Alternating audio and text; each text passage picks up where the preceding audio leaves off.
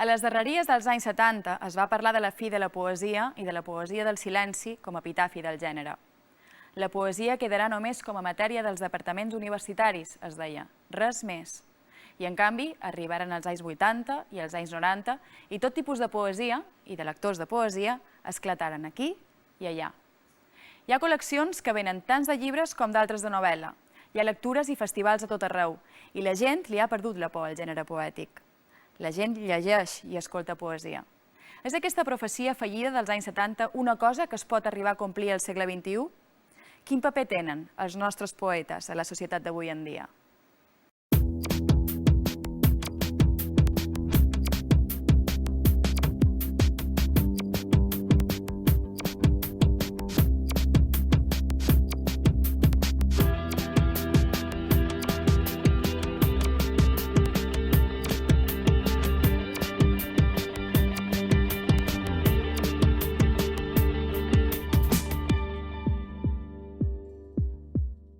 Que Mallorca és terra de poetes, no ens hem cansat de repetir-ho, o això no és Islàndia.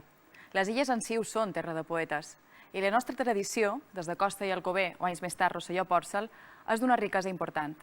Mallarmé va parlar del poeta com a custodi de les paraules de la tribu, i en els temps antics, poesia i xamanisme tingueren certa relació. El poeta sempre ha tingut qualque cosa de sacerdot a les paraules. Als anys 30 es cantaven al carrer els poemes de Lorca, i a la meitat del segle XX els cantautors s'acostaren a la poesia de forma similar a la dels trobadors de l'edat mitja. Però i ara? Quins són els llenguatges de la poesia en aquests temps on es combinen l'avantguarda i la tradició?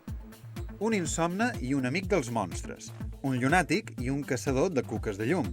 Entrevistam dos poetes, Josep Lluís Aguiló i Juan Planas Bennàsser, perquè ens expliquin quina és la casa de la paraula. L'actor Antoni Gomila ens explica la importància que la literatura i la lectura han tingut a la seva vida i a la seva trajectòria.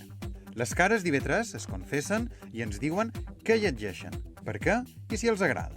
A l'aparador tornem a Àsia per saber què s'hi escriu ara i avui a aquella part del món. I finalment descobrim quins són els títols més venuts a les llibreries de les Illes Balears. Per conèixer les respostes a les preguntes que fèiem al començament, avui tenim amb nosaltres dos poetes mallorquins. Són Josep Lluís Aguiló, guanyador del Ciutat de Palma el 2005 i dels Jocs Florals del 2008, poeta de Barcelona el mateix any, i Juan Planas Bennàsser, que també és articulista i ha vist la seva obra traduïda al francès, al portuguès i al neerlandès. Bon vespre, Josep Lluís. Bon vespre. Bon vespre, Juan. Bona noche, Lucía. Quin és el paper de la poesia a la nostra societat actual? Suposo un paper per escoltar, si pugui tenir la música, si pugui tenir la novel·la, ara que pugui tenir teatre. És un gènere literari, artístic, que pot ser present en moltíssimes facetes de la vida social i de la societat. Per exemple, jo com has dit tu, l'any 2008 vaig ser poeta de Barcelona. Sí. Una de les meves funcions va ser de fer present dins la societat barcelonina la poesia. Llavors, davant d'aquest desafiament, vaig fer coses molt estranyes. Per exemple, vaig inaugurar amb un poema de Crida de Carnaval la Rua de Barcelona, enfilat damunt una estructura de 3 metres disfressat de poeta decimonònic. Vaig fer un poema per celebrar 150 anys de Jocs Florals, una cosa molt solemne dins de l'adolescent. Però la cosa més estel·lar va ser fer un poema nupcial, per ser utilitzat per l'Ajuntament de Barcelona, Balba i regidors, a les ocasions solemnes, quan s'hagués de fer una boda especialment recargolada i no ho sé, de molt d'empatge. Llavors es va veure aquest poema, que ha quedat en propietat de l'Ajuntament, preparat per ser utilitzat com a fórmula nupcial. La poesia se pot emplear per moltíssimes coses. Supos que depèn de la necessitat de la societat en aquell moment trobar la cosa per la qual pot aplicar-la. Juan, vostè creu que la poesia ennobleix el llenguatge? Bien, la poesía ennoblece al lenguaje. El lenguaje yo creo que es noble por sí mismo. Es decir, nos podemos engañar, cada uno de nosotros, escribiendo poesía, escribiendo novela, escribiendo teatro. Nos podemos engañar aquí mismo, hablando de una cosa o de otra. Pero lo que no podemos hacer nunca es traicionar la esencia del lenguaje. Es decir, aunque yo no tenga ninguna intención hoy, ni nunca, de decir nada, el lenguaje se encarga por sí mismo de comunicar.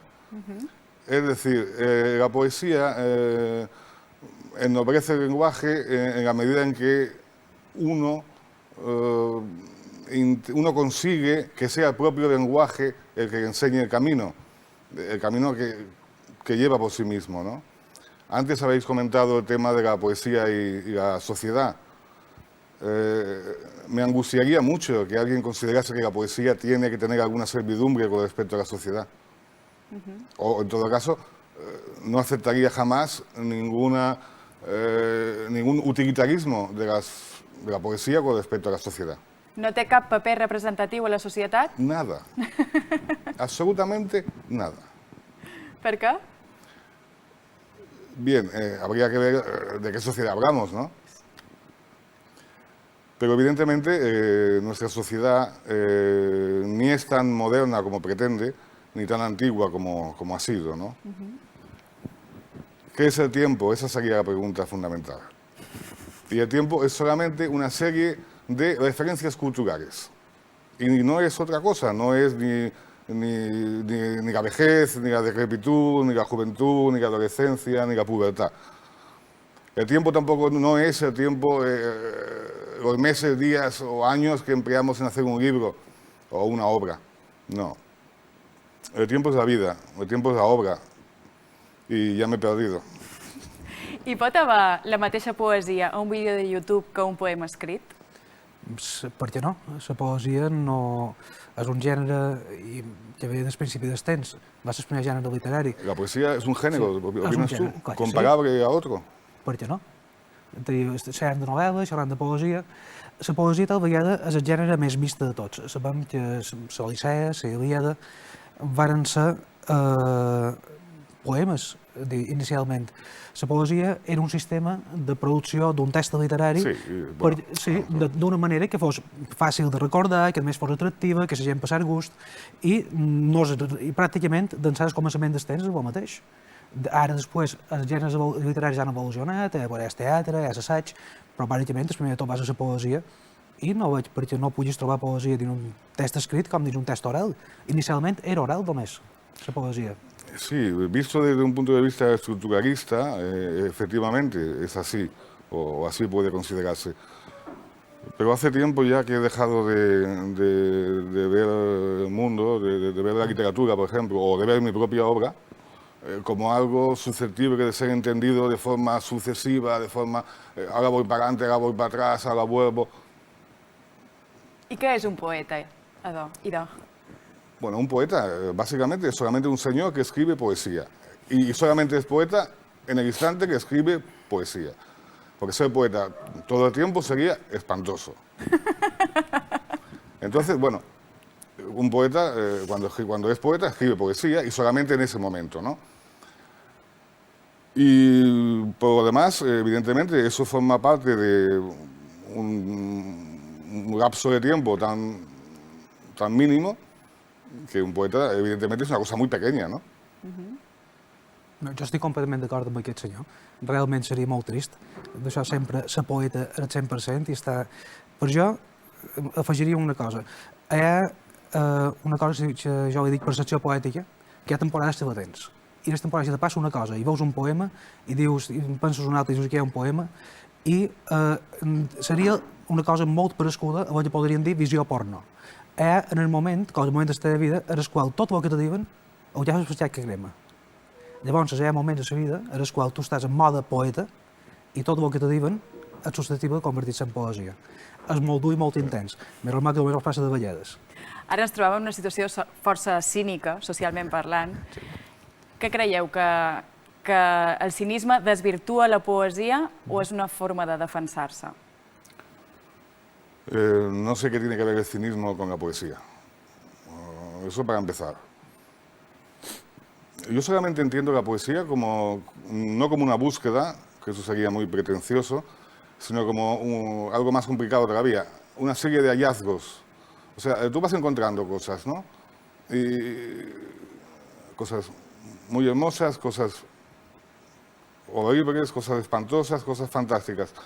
Y las van nombrando poco a poco, según vienen. Cada cosa, cada vez que nombras, aparece un mundo. No de forma, como decíamos antes, o dije antes, dialéctica o sucesiva, no, de una forma distinta, de la forma en cómo estalla el mundo. Si el mundo nació de un estallido, quizá la poesía sea exactamente eso mismo, un estallido.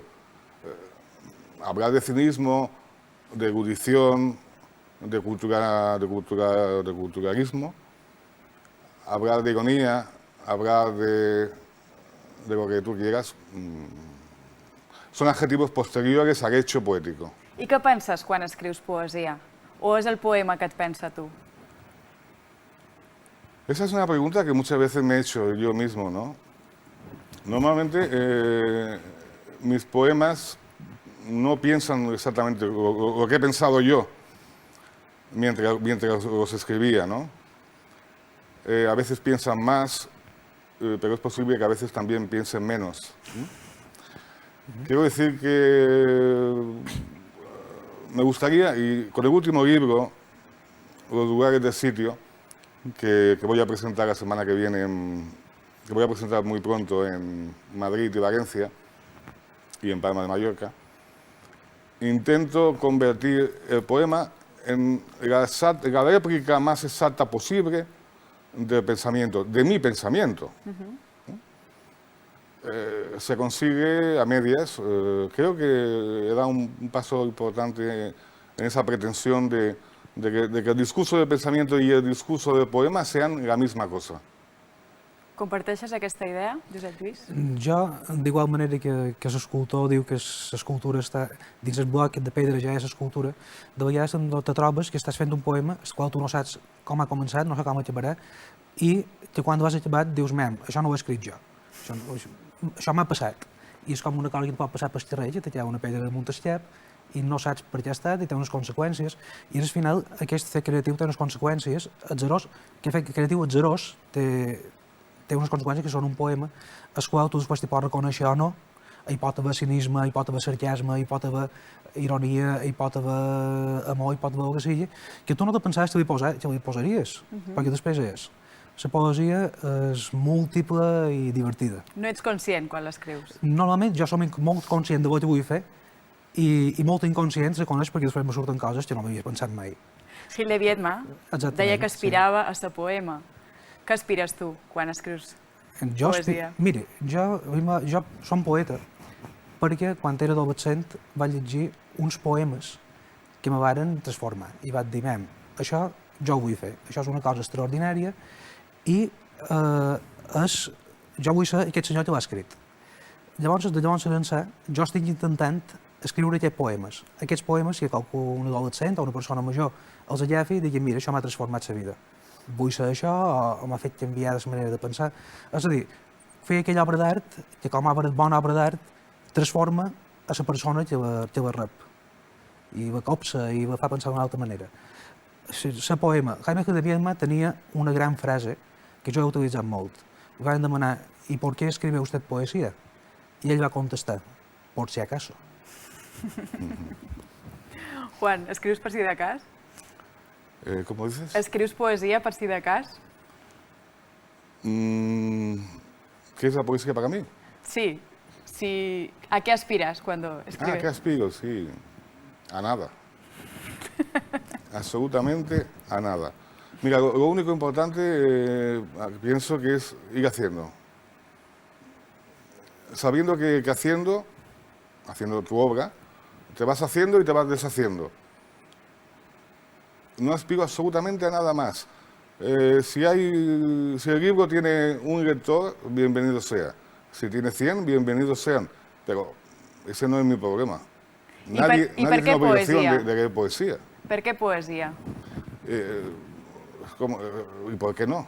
Es decir, evidentemente en mi vida he escrito otra cosa que no sea poesía y articulismo, vale, pero también meto poesía, ¿no?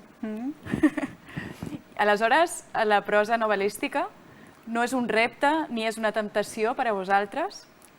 De momento, para mí, no. Evidentemente nunca sabes qué vas a escribir mañana. Me interesa la poesía, me interesa la prosa poética, me puede interesar cierto tipo de novela que entre de lleno en el ensayo, en la filosofía, algunas imágenes del péndulo de Foucault, me acuerdo ahora, me vienen a la memoria, debe ser por los focos.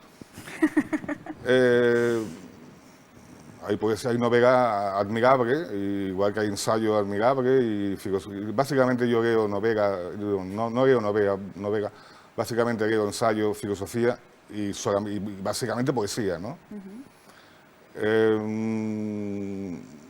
No tengo previsto ninguna novela, así que la gente puede estar tranquila. Jo, en el meu cas, és un tema molt pràctic. Jo, normalment, com t'he dit abans, quan intento començar un poema és perquè tinc alguna cosa a dir. I fins ara no hi ha hagut res que no hagi pogut dir un poema. Suposo que quan tingui alguna cosa que només pugui dir en una narració, doncs faré una narració. I quan tingui alguna cosa que només pugui explicar en una novel·la, m'hauré de seure i hauré d'escriure aquesta novel·la perquè no tindré més remei. Però fins ara, en la poesia m'ha servit per expressar tot el que volia dir. Y mientras tan duri, mira. Claro, es que si te basta para expresar lo que necesitas, ahí se acaba el tema. Sí. Sí. Es llegeix poesia? Una de las cosas que aprendí cuando tenía 15, 16 años es que lo fundamental, de lo que hay que huir por encima de todo, es de la grafomanía.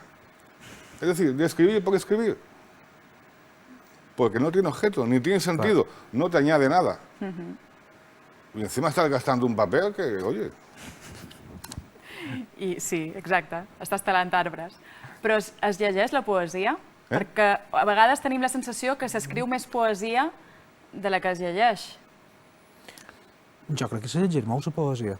Molt més del que se'n fa comptes. Evidentment, quan tu treus una novel·la i és un superèxit i vens 100.000 exemplars, com pugui ser els llars d'en Sánchez Pinyol o qualsevol cosa d'aquestes, diu, bueno, en comparació amb aquest senyor, doncs, la poesia no se llegeix.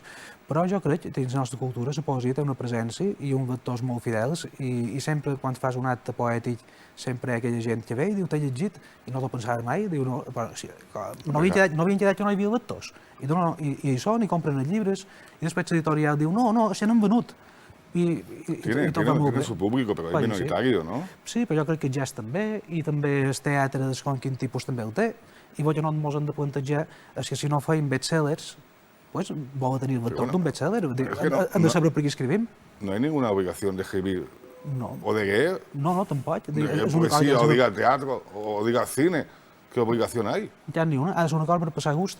I jo m'agrada constatar és que hi ha gent que passa gust de llegir poesia, com hi ha gent que passa gust d'escoltar jazz, o d'anar al teatre, o d'anar a veure segons quin determinat tipus de pel·lícules no comercials del cinema. Passar gust o necessitat? Hi ha una necessitat d'escriure poesia? O també és passar gust? Si no passassin gust no ho faríem. Jo, en el meu cas, no soc cap escriptor torturat. Jo necessito contar una cosa i parlo molt de gust de contar-la. I intent contar-la de la millor manera possible. Llavors dius, mira, m'ho passaria molt malament si no ho pogués fer. Però tot el que ho faig, disfrut. Quan estic fèrtil és el meu moment més feliç de l'any o del període de temps que estic passant.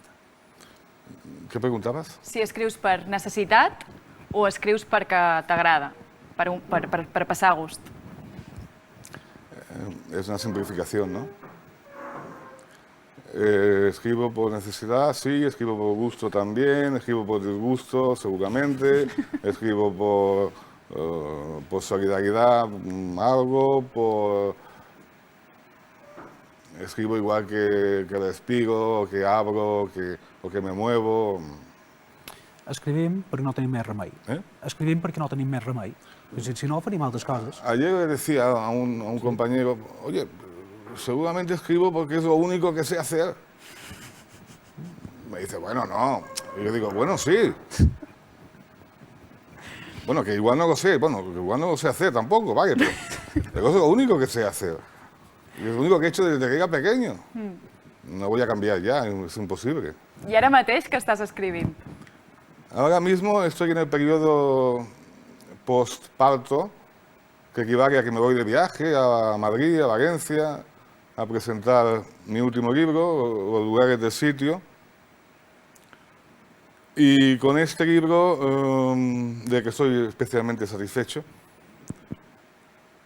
pues se me han abierto, así como algunos libros cierran caminos o queman etapas, este me abre una etapa nueva, esa etapa que te comenté antes de intentar acompasar el pensamiento y el poema. Y bueno, es un camino que presagio y deseo largo y espero que fructífero, y estoy en ello, ¿no? Tu, Josep Lluís, estàs fent feina? Jo ara estic molt content perquè estic a la recta final d'un llibre que va començar fa 3 anys, un llibre de poemes també, i ja començo a veure la llum al final del túnel i crec que ja m'està sortint bastant bé i estic passant molt de gust.